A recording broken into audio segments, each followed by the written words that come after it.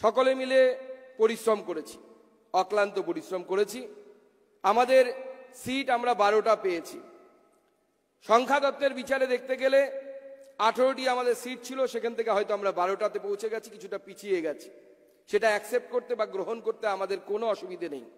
কিন্তু আমার যেটা মনে হয় যে গণতন্ত্রে এটা ঠিকই যে জয় পরাজয় ঠিক হয় ভোটের মধ্য দিয়ে, এটা 100 ভাগ ঠিক।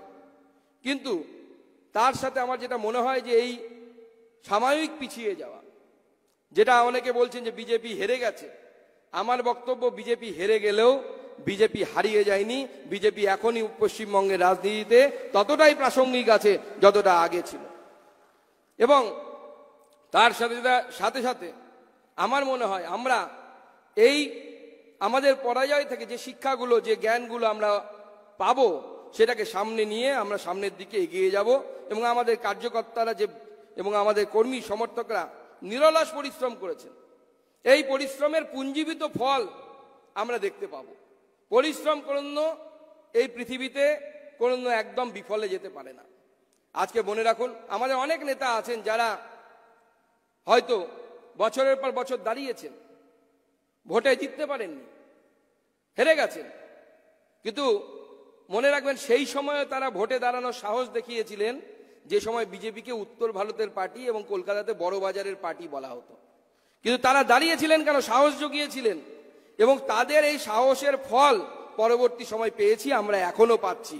এবং এই রকম কন্টিনিউয়াস ওয়ার্কের মাধ্যমে একটি রাজনৈতিক দল সামনের দিকে এগিয়ে যায়।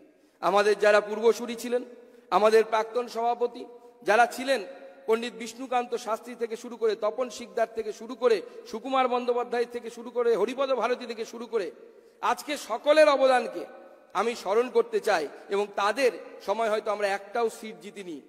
এমনকি আমরা শুনেছি ভাষণে, আমি তো নিজের চোখে দেখার সৌভাগ্য হয়নি, হরিপদ ভারতীর মতো ব্যক্তি যখন ভাষণ দিতেন, তার ভাষণ শুনতে যত লোক সেখানে উপস্থিত হতেন, তো তত লোক যদি ভোট দিত তাহলে হয়তো ওনার জামানতটা বাজেয়াপ্ত হতো না, কিন্তু ভোট পেতেন না।